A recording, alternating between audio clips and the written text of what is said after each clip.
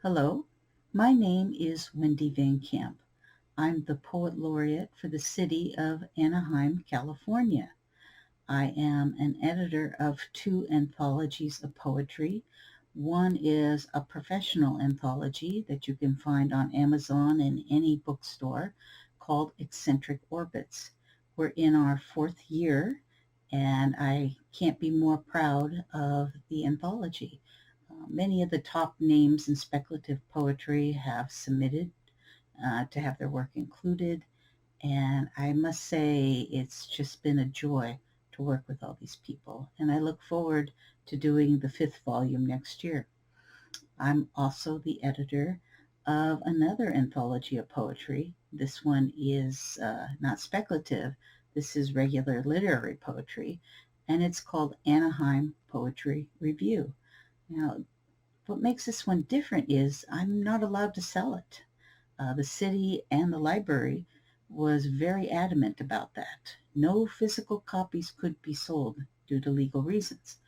So instead, I have gone forth to give the poets as much exposure as I could. The volume is available to read for free on the website, which is anaheimpoetry.com. And there are printed copies in all 8 branches of our library system. So anyone who lives in the city can check out a book if they so choose and read it that way. And of course, each poet got a physical copy of the book as well. I was very adamant about that. It was such a joy to work with these young poets. Well, not so much young, just new, inexperienced poets. Many of the poets in the volume were first time being published, and I did have a few people that were more professional level too. Um, but it was really a pleasure to shepherd and give encouragement to new poets and to let them take that first step in getting on the page and reading their work for the first time in public. It was just a delightful project this year, and I'm hoping for my second year as Poet Laureate at the City, I'd like to do another volume. Finally, I am the poet and illustrator of a collection of poetry called The Planets. This volume features haiku style science fiction and astro poetry, and the inspiration were the planets of our solar system. It was a fun project. I wrote it all by hand with a fountain pen and a notebook. I believe it or not, I had broken my hand and I couldn't type. And I thought to myself, what can I do with the next 2 months that I have to wait until my hand heals? And I realized I could still write with a pen. So I hunkered down at my local coffee house 3 to 4 days a week, and I composed poetry for this book. It ended up being nominated for the Elgin Award twice. And I firmly believe that this book is one of the reasons I was hired as a poet laureate. Um, the uh, the officials of the city really enjoyed it. Anyway, this is my second year here at Readercon, and I'm certainly happy to be back. As a speculative poet and poet laureate, I'm always happy to support poetry at writing conferences. Many of the skills you learn as a poet translate well to writing, but not all novelists realize this. So I'm grateful to ReaderCon for supporting speculative poetry and inviting me here to speak to you. What I will be doing is reading to you a academic paper I originally developed for ReaderCon, but I ended up presenting it to the IASFS India Conference based in Bangalore, India. I only read a short excerpt of the paper there, about 10 minutes worth, and it went over very well. The paper is slated to publish in the next issue of the Lotus Tree Literary Review, and I will be reading the entire paper to you this hour. Every word matters, using poetry concepts to enrich your prose, by Poet Laureate Wendy Van Camp. Poets learn to make every word count. Memorable writing is powerful writing. Every word should matter. We pack as much in a tiny line as an author might a full page. A poet does not have the luxury of using full sentences to convey their ideas. A standard poem needs to fit in a few scant pages.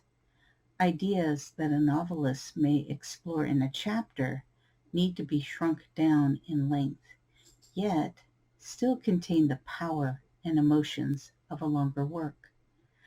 I began as a science fiction author, writing novels and short stories. I took my love of reading the Golden Age science fiction classics penned by Heinlein, Asimov, or Clarke as inspiration.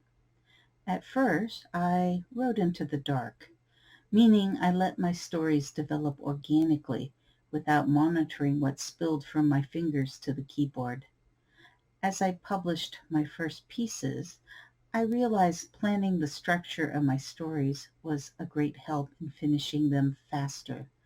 I became more of a plot-focused writer, blending my love of story discovery with an outline. It was a significant improvement. Still, there was something missing. 2 years after I published my first book, I stumbled on the haiku style poetry form known as sci-fi-ku. I wrote these short 3-line poems to create simple posts for my writing blog. I found the poetry to be difficult at first. One 3-line poem would take me hours to write. There are many rules to remember with this form. Understanding haiku and its science fiction counterpart requires effort. Over time, and with years of practice, my mind would take a concept and come up with lines of either 5 or 7 syllables with ease. I learned about cutting words and kegos. I discovered there was something extra in writing poetry that I did not encounter before as a novelist. As I studied poetry to improve the sci-fi-ku poems I had grown to love, I learned of concepts that poets use to improve their poetry in any form.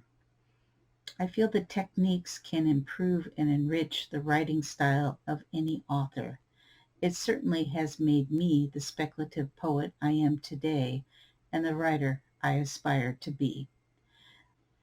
My favorite concepts to strengthen writing are meaning, voice, tone, rhythm and meter, sound devices, and word choice. These are not the only concepts in writing to learn, but for me, they are what I consider most important. Meaning. Close your eyes. Envision a scene. What do you notice as a writer? Does the scene invoke a memory? What comes to your senses? A distinct taste? A scent that lingers? Sounds off in the distance? How does this place make you feel?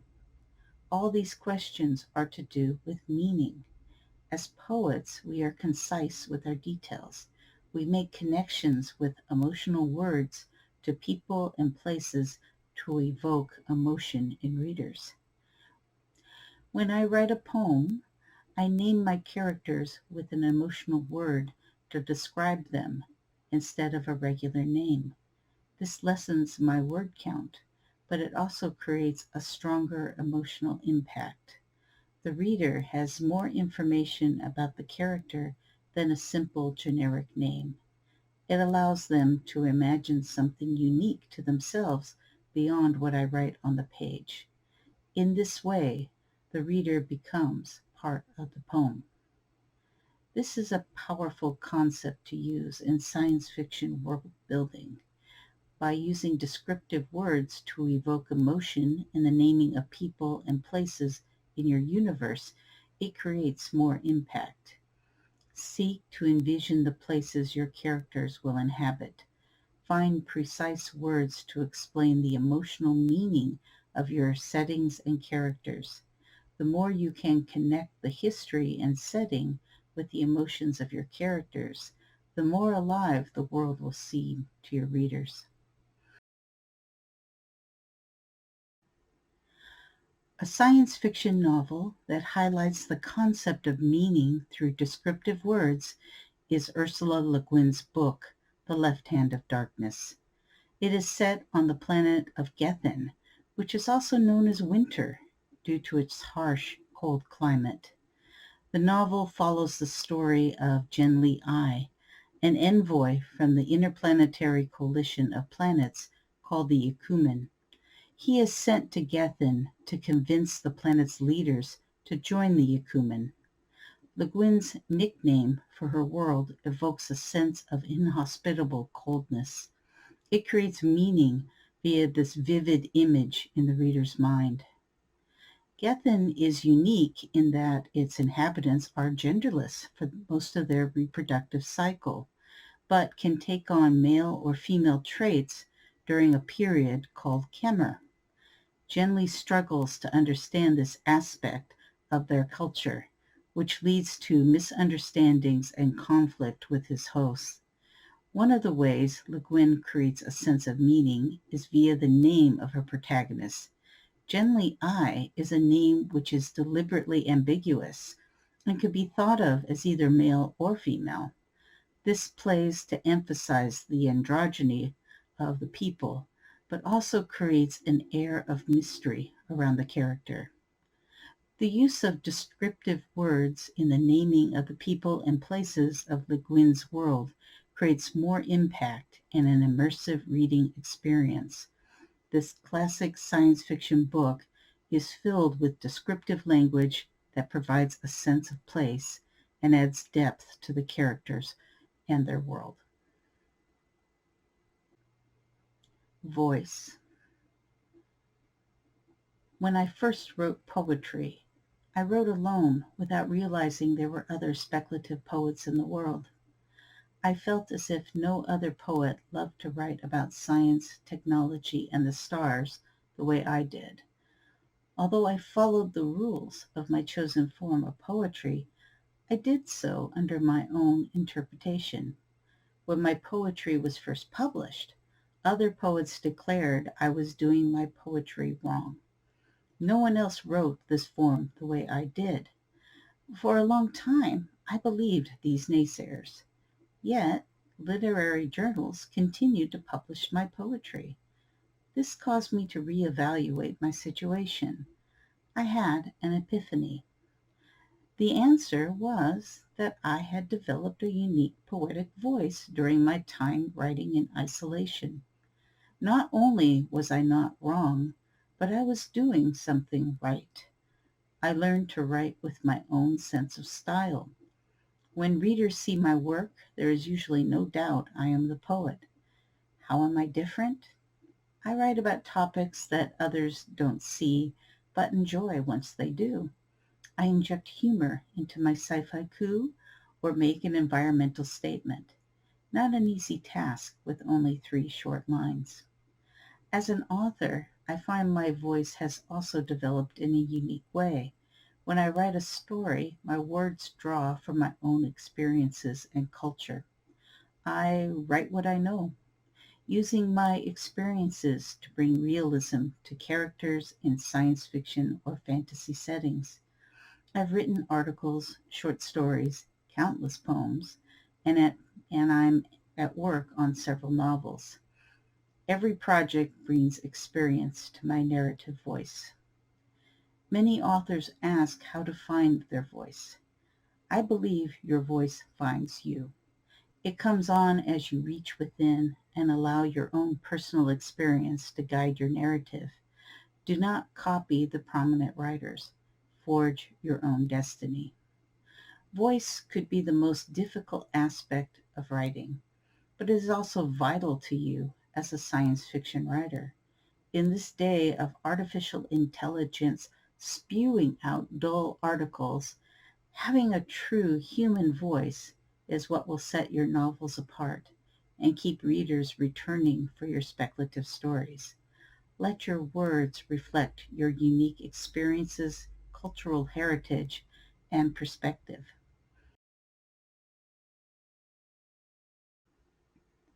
The Martian by Andy Weir is a novel written in first-person journal format with botanist-astronaut Mark Watney recording his thoughts and actions as he struggles to stay alive when stranded on Mars.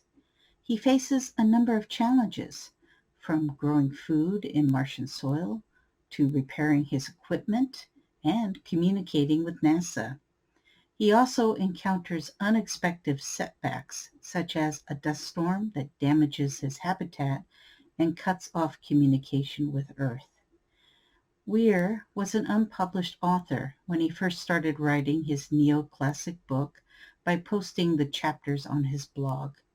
His readers would comment on his work and offer suggestions about the science of living on the red planet, the equipment needed by astronauts, and the Martian settlement plan that Weir used as a backdrop for his story.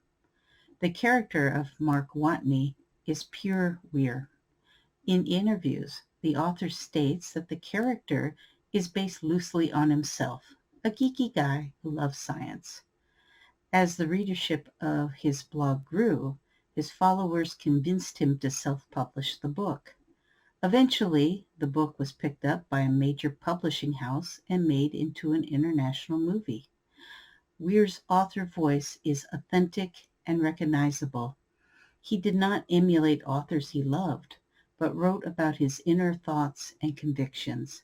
His voice is unmistakable. Tone. Although I specialize in micropoetry, tone is still a powerful element in my work. An ironic phrase, a joke, the use of two words in a unique way to convey an emotion is a hallmark of my poetry style. Even in 3 short lines, the emotion or idea I wish to convey to my reader still comes through.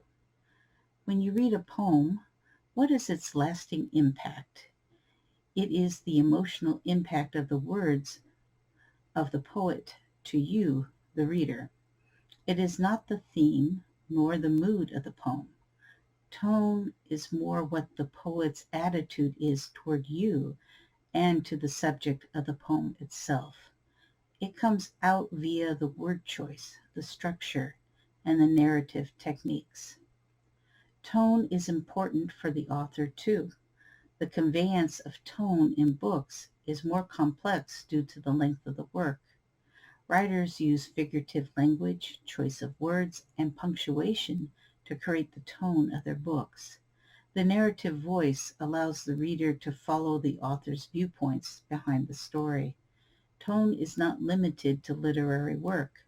As a science fiction author, tone is just as important. It can elevate a simple adventure story to a commentary on the world today. This is a hallmark of the genre itself. Dune is a science fiction novel written by Frank Herbert. The story is set in a distant future where humanity has spread across the galaxy and is ruled by powerful noble houses. The novel follows the story of Paul, the son of Leto Atreides, sent to the desert planet of Arrakis, also known as Dune. House Atreides is given control of Dune's valuable spice production, a drug that imbues great power of the mind and extends life. The planet is harsh and unforgiving, and Paul must navigate complex political and social dynamics as he seeks to establish his family's dominance over the spice trade. Along the way, he encounters the fierce Fremen, a nomadic people who inhabit the planet's desert regions and possess mysterious powers. This sweeping epic is filled with political views of the author and intermixed with ideas of terraforming and care of the ecology that Herbert was known for. While the characters are not a mouthpiece directly for the author's views, as a reader, Herbert's ideas and how despots come to power and how a hero is not always what they seem come through via the situations and the character's experience. This tone in Dune is one of the many reasons we consider it a classic today. Rhythm and meter. Understanding the meter of the poem makes our work poetry instead of prose. Words in the English language comprise sets of stressed and unstressed syllables. We know these repeating units as feet. The feet linked become meter of different lengths. Certain words, when placed together, can have a musical quality. A poet can also choose words to create discord to the ear. As a science fiction author, you may ask what rhythm and meter have to do with your novels. As a writer, you can choose to make your words less flowing or arrange in a different syntax. Incorporating meter into your books can be useful when creating alien languages. David Brin's The Uplift War is a science fiction novel about an intergalactic empire composed of 5 galaxies filled with sapient races. One of the aspects of this sweeping culture is the act of uplift, where a patron species genetically changes a client species until it rises to sapience. These patrons have greater status in the community, and patrons and clients often join into powerful clans. Humans seem to have no patron and have sprung up via their own evolution. This baffles the other species in the community. However, since humans had modified 2 species previous to contact, the bottlenose dolphin and apes, they are considered a higher status patron species.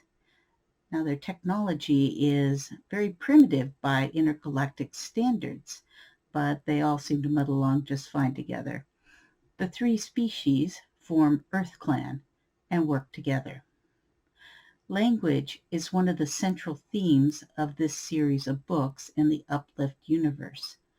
Brin gives each language a different rhythm and structure to allow the reader to understand at a glance each is a different species. My personal favorite is the language of the bottlenose dolphins, who speak in a haiku-style verse called trinary. It not only sets the language apart, but gives the dolphins a sense of intelligence, counterpoint to their other language, the primal dolphin, which is dreamlike and musical. Other languages in the book are more mathematical and again use rhythm and meter to create a unique feel in the reader's mind. Sound devices. A common technique used in poetry is the use of sound devices. How a poem sounds can help readers feel the mood of the piece. The poet can use several means to achieve sound. Using alliteration is the repetition of the same consonant sound in nearby words. Assonance is the repetition of vowel sounds. These repetitions create a pattern you hear in the ear. By disrupting the flow of words, it can create a foreboding mood in the listener. Another way that poets use sound is via line breaks. The end of the line creates a slight pause in the reader's mind. A poet can create a line break anywhere in the poem to create different rhythm patterns. We alternate longer and shorter lines. Start a line at a different margin, or add spaces in odd places to create a sense of sound when reading the verse. We also use rhyme schemes and rhythm as sound devices. Rhyme has a soothing quality, as the line ends in a sort of musical tone. Although rhyme is considered old-fashioned, there are those that still enjoy creating rhyming poetry. In science fiction and fantasy prose, sometimes poetry can be of service. Poetry can stand in for their lyrics when you create musical characters, in which case rhyming poetry would be of great use. Having a sense of the sound is also useful when you think of audiobooks. Having a book that sounds good when read is useful for live readings and recordings. The Hitchhiker's Guide to the Galaxy is a comedic science fiction novel written by Douglas Adams. The original novel concerns the story of Arthur Dent, a rather average Englishman who survives the destruction of the Earth by a race of aliens known as Vogons. They're destroying the Earth to create an intergalactic bypass. He travels the galaxy with his sturdy towel, wearing a dressing gown. He is joined by his friend Ford Prefect, who is an alien researcher for the volume known as The Hitchhiker's Guide to the Galaxy, and by Zaphod Beetlebrox, the galactic president who has two heads and steals a spacecraft fitted with an infinite probability drive, a depressed robot, and an Earth woman named Trillian, who has also escaped the Earth's destruction. In time, Arthur learns the Earth was not just a planet, but a giant supercomputer designed to discover the answer to the ultimate question of life, the universe, and everything. Unfortunately, the Vogons destroy the Earth moments before it was to reveal the solution. Since Arthur is the last man from Earth, the creators of the supercomputer come after him, believing he holds the key to the solution. Thus, the rest of the books are born. Adams' books started as radio plays on the BBC. In radio, many sound effects are used to enhance the story and bring it to life for the listeners. Through word choice, rhyming schemes, and verse, Adams creates a brilliant comedic book which takes off in tangents via the vehicle of excerpts of The Hitchhiker's Guide, but uses language to bring these sounds to the page. Word choice. In poetry, every word matters due to the short length of our work. We seek to find the correct word in two ways: the word's basic literal definition, but also how the word appears in a given context. Will the word work with the intended audience for the poem? Do we meet the reader's expectations, or do we choose to subvert those expectations? Word choice is a true balancing act where we describe feelings, characters, or settings without being heavy-handed. As a micropoet, word choice is paramount to my creation process. It is the most important of the concepts that I have covered. I choose words based on their interesting sound. I like to find words with double meanings or phrases that hint at longer sentences to convey an idea. When writing science fiction, word choice is also important. We make up words to support our stories, to describe new technologies, objects, or civilizations. The words we choose for our prose need to be intriguing to the ear. They uplift an old idea into something new, yet is immediately understandable. We remove the adverbs because their use shows our verbs are not strong enough to stand alone. In Doomsday Book, a science fiction novel by Connie Willis, time travel has become possible, and historians are sent back in time to study the past firsthand. The story follows the journey of a young historian named Kevin Engel, who is sent back to the Middle Ages to study the time period firsthand.